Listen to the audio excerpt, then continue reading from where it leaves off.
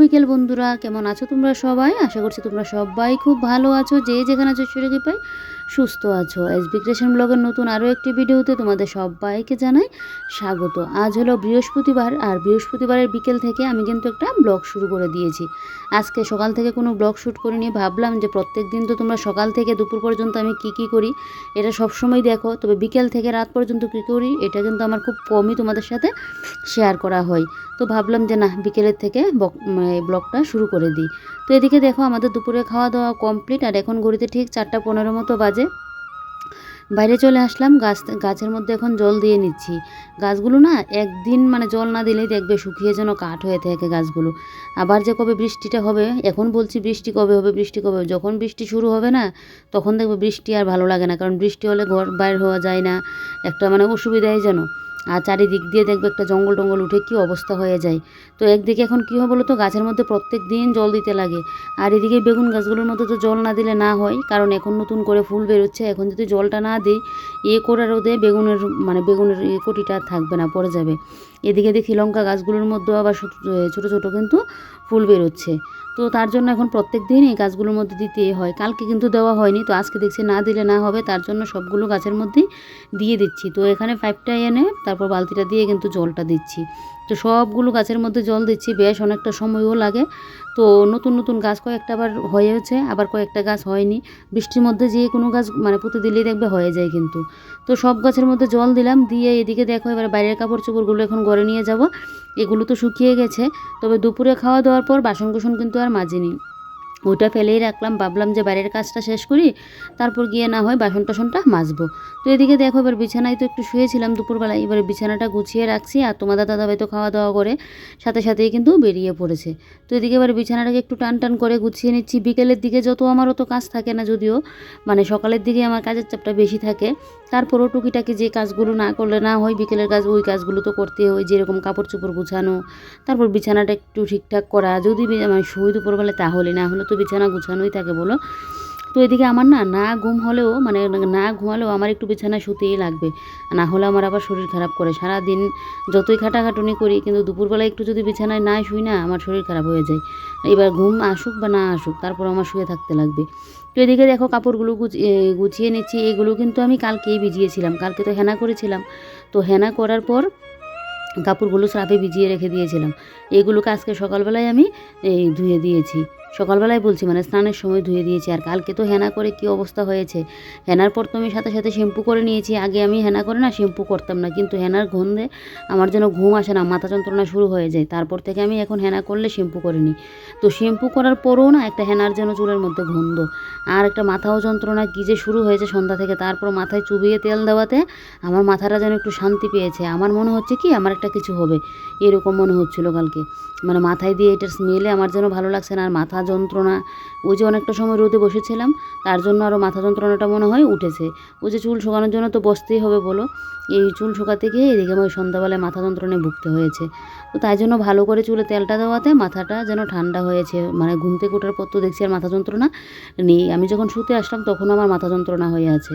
তো এদিকে দেখো এবারে কাপড় চোপড়গুলো গুছিয়ে এখানে রাখছি, এই যে এখানে আপাতত রেখে দিচ্ছি। আর এখানে কিন্তু আমাদের তুলা কাপড় চোপড়ও আছে, তোমাদের দাদাবার একটা সোয়েটার ফোয়েটার, তো এগুলো আর এখন তুলছি না, একবারে আবার ধুতে লাগবে। ধুয়ে তারপর গিয়ে কিন্তু এগুলো করবো। এখন যেহেতু আমাদের শোধ চলছে, তাই জন্য এগুলো আর ধুয়ে আর তুলে কি করব, তো একবারে করে নেব, তুলে নেব তাই। তো এদিকে দেখো এবার এই ফুলের স্ট্যান্ডটাকে মুছে দিচ্ছি। আর ফুলের স্ট্যান্ডটার এখানে তো একটা সূর্যমুখী ফুলের ছিল, ওইটা ফেলে দিয়েছি, ফুলগুলো নষ্ট হয়ে গেছে তো তাই। আর এখান থেকে কয়েকটা ফুল কিন্তু কমিয়ে নিলাম, আর কয়েকটা রাখলাম। এবারে যে গিয়ে যেন ফুলটা একটু দেখতে ভালো লাগছে।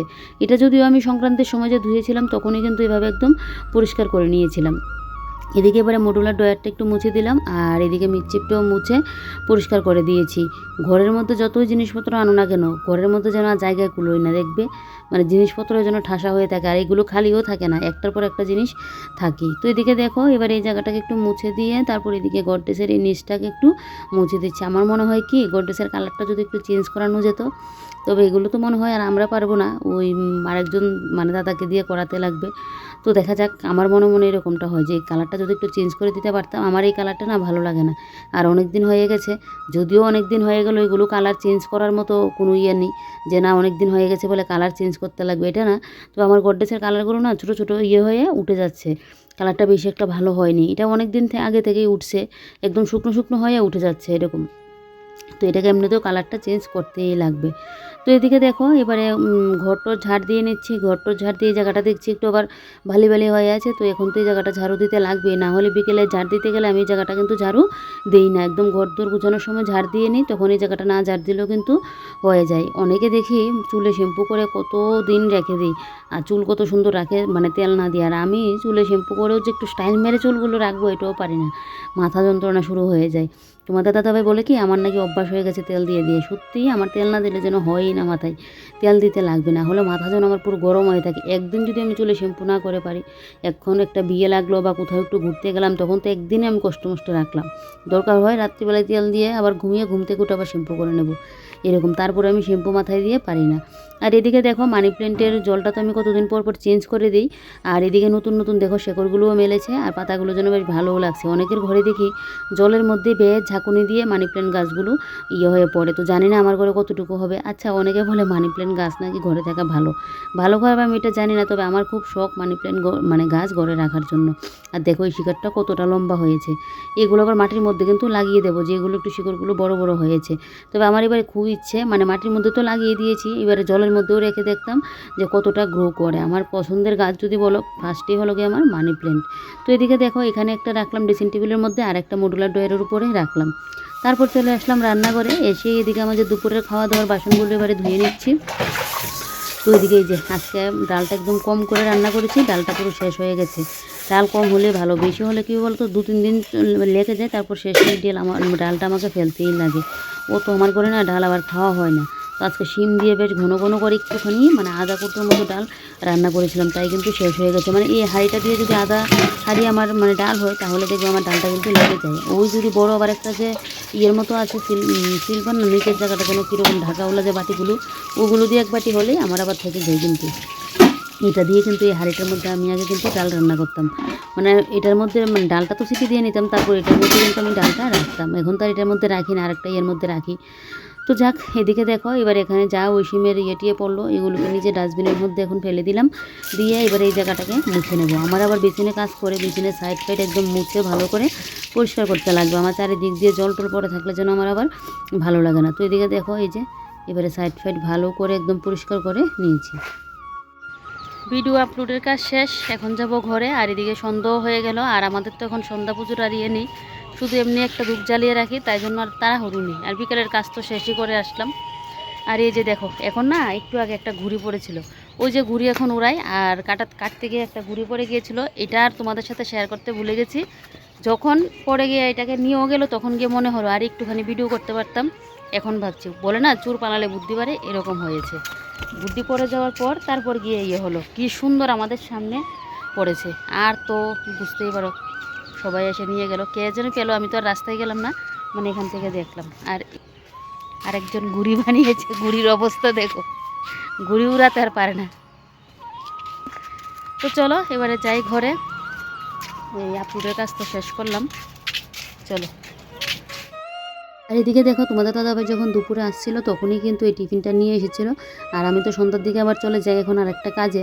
তো সেই কাজের জন্য এখন আমি সন্ধ্যাবেলা যে টিফিন করব সেটা আর হয় না, তো এখনই টিফিনটা নিয়ে নিচ্ছি। এখন প্রায় সন্ধ্যা মানে লেগেই গেছে, তো আমি 6টার দিকে তো চলে যাব। এখন ঘড়িতে সেই 5টা 35-এর মতো বাজে। তো এদিকে আমার টিফিনটা নিয়ে নিলাম। অনেক দিন যাবো তো আমার মোমো খাওয়ার ইচ্ছে হচ্ছিলো। তো কালকে রাত্রিবেলায় আনতো, কিন্তু তোমাদের দাদাভাই যখন আসছিল তখন আর মোমোটা পাইনি দোকানে, তাই জন্য আজকে বিকেলবেলায় নিয়ে আসলো। তো সন্ধ্যার দিকে আমি বাড়িতে থাকি না, তো আমাকে আবার কে দিয়ে যাবে, তোমার দাদা আবার দোকান থেকে আসা একটা আবার হয়ে যায়, তাই জন্য বিকেলেই নিয়ে আসলো। তো আমি ভাবলাম যে গরম না থাকলে না হয় গরম করে নেব। তো দেখছি আছে গরমই আছে, তাই জন্য কিন্তু আর গরমটা করলাম না। তো এদিকে এই যে দেখো মোমোটা এখন খেয়ে নিচ্ছি, মানে হালকা হালকা কিন্তু হয়েছে। আর মোমোটা বেশ টেস্ট হয়েছে খেতে, অনেকদিন বাদে খেয়েছি, বেশ যেন ভালোও লাগছিলো, স্যুপটাও আমার মন মতো হয়েছিল। তো এদিকে যেই ঘড়িতে 6টা বাজে, এবারে চলে আসলাম দিদিদের বাড়িতে, আমাদের পাড়াতেই, কিন্তু আমাদের বাড়ি থেকে বেশি দূর না পাড়াতে, তাই জন্য কিন্তু নাইটি পরেই চলে আসি রাত্রিবেলায়, তো তাই নাইটি পরে চলে আসি। সেদিন তো দিনের বেলাতেও নাইটি পরে চলে গিয়েছিলাম। একদিন আসলে বলে না একটা যেন মনে হয়ে যায়। তোমাদের দাদাভাই কিন্তু বলে কিছু হবে না, নাইটি পরে যাও, আর সবাই কিন্তু নাইটি পরে যায়। তারপরও আমার জন্য একটা কীরকম মানে লাগে। এই তো আমাদের বাড়ির পাশেই কিন্তু, আর আমি তো আরেকটা বাড়ির উপর দিয়ে যাই, তাই অতটা লাগে না। রাত্রিবেলা যাই তো আর কোনো অসুবিধাও হয় না।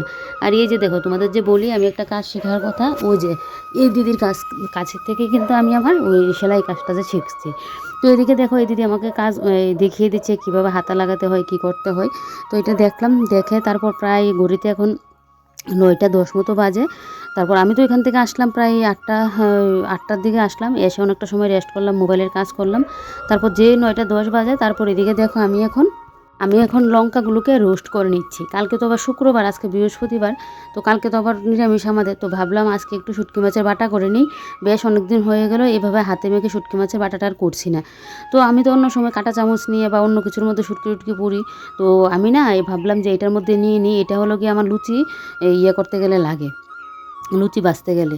তো আরেকটা আমার হাতা আছে, তো ওইটা এখন কোথায় যেন রাখলাম। আর এই হাতাটা দিয়ে কিন্তু লুচি ভাজলে দেখবে তেলটাও কিন্তু থাকে না।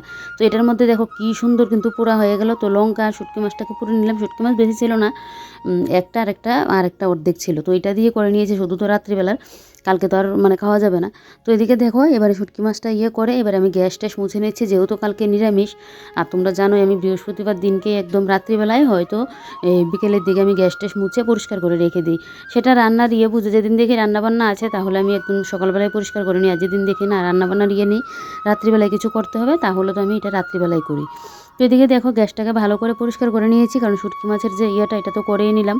এবার এখানে আর করব না। আর এদিকে গ্যাস ট্যাস মুছে তারপর গিয়ে ভাতটা রান্না করব, কারণ ভাত যদি আবার থাকে তো তাই জন্য ভাতটাকে আর নিরামিষভাবে গ্যাস ট্যাস মুছে তারপর কিন্তু ভাতটা করছি, যাতে থাকলেও আমার কোনো অসুবিধা না হয়। তো এদিকে দেখো পুরো গ্যাস ভালো করে মুছে নিয়েছি। আর বার্নারের একদম সব কিছু এখন ধুয়ে দেবো, তারপর গিয়ে কিন্তু আমি ভাতটা বসাবো। আর এদিকে শুটকি মাছের জন্য যে যা করলাম এটা এখন আমি টেবিলে নিয়ে রেখে দিয়েছি, তাহলে আর এখানে আমার আনার ঝামেলাও লাগবে না। তো যাক, এদিকে আমি তো গ্যাস ট্যাস মুছে নিয়েছি, এবারে জানলাটা একটু পরিষ্কার করে দেবো। এই যে দেখো এই সাইডটাও পরিষ্কার করে নিচ্ছি। দুদিন যাবৎ শীতের ড্রেস তো পরতেই হচ্ছে না, কারণ ঠান্ডা যেন পুরোপুরি চলেই গেছে, না সকালে না সন্ধ্যার পর ঠান্ডাটা যেন লাগে না। কিন্তু আজকে দেখছি আবার বেশ ঠান্ডা ঠান্ডা একটা লাগছে, তো তাই জন্য আবার চাদরটা মুড়িয়ে রাখলাম। এটা কিন্তু আমার তোলা চাদর, এটা আমি ঘরে পরি না। ঘরে পরা চাদর তো আমার আছে, এটা পরি না আমি, হাউস কোটে পরে রাখি, এটা তো পরিই না। তারপরেও এটা নিয়েছিলাম যাওয়ার সময় আমি দিদিদের বাড়িতে, তো এটাই যে পরে রাখলাম, তাই জন্য এটাই এখন পরে আছি। আবার তো সেই ধুয়েই দেবো। তো এদিকে দেখো আবার এদিকে মাসিমুনি এনে দিয়ে গেল এগরোল। তো এগরোলটা খাবো, একটু বাদে খাবো। আমি যেহেতু ওই যে সন্ধ্যায় যাওয়ার আগে যেহেতু মোমো খেয়ে গিয়েছিলাম, তাই জন্য বেশি একটা খিদে নেই, তো তাই জন্য একটু বাদে খাবো। আর এদিকে দেখো এবারে বাটির মধ্যে ওই যে পেঁয়াজ কুচি করে নিয়েছিলাম, আর এদিকে ওই যে শুকনো লঙ্কা আর শুটকি মাছটাকে ভালো করে আমানদেশে থেতো করে নিলাম। এবার একটুখানি নুন আর সর্ষের তেল দিয়ে এবারে কিন্তু ভালো করে এটাকে আমি মেখে নেবো। এই যে দেখো ভালো করে কষলে কিন্তু আমি মেখে নিচ্ছি। আর মোমোটা না, আরে মোমো বলছি, মানে এগরোলটা না পরে খাবো, কারণ আমি না বেশি একটা এগরোল পছন্দ করি না। দেখবো আমি কোথাও গেলে বা কোনো কিছু খাবার টাবার গেলে আমি এগরোল কিন্তু খেতে চাই না। ওই মোমো বলো, তারপর ফুচকা বলো, ওই খাবারগুলো পছন্দ করি, কিন্তু এগরোলটা আমি বেশি খেতে পারি না, কারণ একটাই সমস্যা, খেলে আমার অ্যাসিডিটি হয়ে যায়। তার উপর কি হলো ম্যাগি, চাউমিন, ওই জিনিসগুলো আমি বাইরে গেলে দেখবে খাইই না। তো এদিকে দেখো তোমাদের দাদাবার জন্য আর আমার জন্য দুজনের জন্য দিয়েছিল, তো খাবো একটু বাদে খাবো। তো এদিকে শুটকি মাছের মাখাটা তো আমার হয়ে গেছে, শুটকি মাছ পুরো যে মাখা করলাম। আর এদিকে এবারে ভাতটা বসিয়ে দিচ্ছি এখন প্রেশার কুকারের মধ্যে। আর হাঁড়ির মধ্যে কিন্তু আবার দুপুরের ভাত একটুখানি আছে, তো এটা আর করবো না, ওইটা আগে খেয়ে নেবো, তারপর তো প্রেশার কুকার থেকে ভাত নিবই। তো এদিকে দেখো প্রেশার কুকারটা এখন দিয়ে দিলাম লাগিয়ে। এবারে চলো ভাতটা এখন বসিয়ে দিই, তাহলে আমার ভাতটাও হয়ে যাবে। তো ভাতটা এদিকে বসিয়ে তারপর এদিকে মোবাইলে একটুখানি আমি আবার কাজ টাজ করলাম। আর এমনিতে আমার বড়মশাই চলে আসলো। তো এই যে দেখো এখন দেখি ব্যাগে করে কী নিয়ে আসলো বড়মশাই বাজার থেকে। তো এদিকে এই যে এখন ব্যাগ থেকে এক একটা করে জিনিস খুলে, আমি শুধু একটা জিনিসের কথা বলেছিলাম, ও চায়ের দুধ শেষ হয়ে গেছিলো, দুধটার কথা বলেছিলাম। তো এই যে দেখো আমুলের দুধ নিয়ে আসলো, আর এদিকে নিয়ে আসলো ধনেপাতা। এই যে ধনেপাতাটা দেখে মনে হচ্ছে খুব টাটকা, মানে খুব ফ্রেশ মনে হচ্ছে। যে ধনেপাতাগুলো দিয়ে ফুল বেরিয়েছে দেশি ধনেপাতা, এই ধনেপাতাগুলো আমার ভালো লাগে না। তো এগুলো দিয়ে আবার ফুল বেরোয়নি, দেখতে ধনেপাতাটা বেশ টাটকা টাটকা লাগছে। আর আমার ঘরে তো ধনেপাতা জানুই লাগেই। এই বছরে ধনেপাতা বাটাও কিন্তু বেশি খাইনি, না হলে অন্য বছর যে কতদিন যাবত ধনেপাতা বাটা খাই। আর এদিকে নিয়ে আসলো চিপস 2 রকমের, এই যে কুরকুরি, তারপর ভিঙ্গোটা আমার পছন্দের, কুরকুরিটাও আমার ভালো লাগে। তারপর এখানে নিয়ে আসলো রোস্কিট, আমি যেটা চা দিয়ে খেতে পছন্দ করি।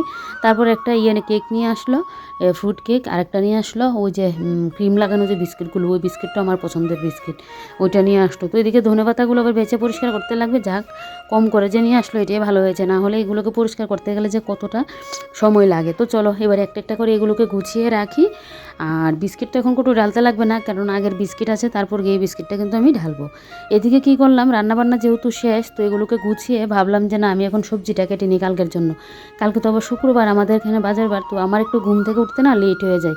যেদিন কাজের চাপ থাকে সেদিন তো সকালবেলায় উঠে যায়, আর যেদিন মনে করি না একটু কাজটা গুছিয়ে নিই, একটু লেট করে উঠবো, কালকে তো কিছুই বলতে পারি না, ঘুম থেকে উঠে দেখি লেট হয়ে গেছে অনেকটা, মানে 9টা বেজে গেলো। বিশেষ করে আজকের কথা বলছিলাম, সকালবেলা উঠে দেখি ঘুম থেকে লেট হয়ে গেছে, 9টার মতো বাজে, কী যে তাড়াহুড়ো লেগেছিলো। আর কালকে বাজার বার, তোমাদের দাদাভাইয়ের দোকান একটু তাড়াতাড়ি যাবে, তো তাই জন্য ভাবলাম সবজিটা কেটে রেখে দিই। কী বলো তো, আমাদের গৃহিণীদের যদি কিছু কিছু টিপস ফলো করে আমরা চলি না, মাথায় রেখে চলি, তাহলে দেখবে আমাদের কাজগুলো কিন্তু অনেকটা সহজ হয়ে যায়। আর একা সংসারে সবজিটা কাটা থাকলেও দেখবে রান্নাটা করতে গেলে যেন অনেকটা সময়ও বেঁচে যায়, না হলে সবজি কাটতে বলো কতটা সময় লাগে।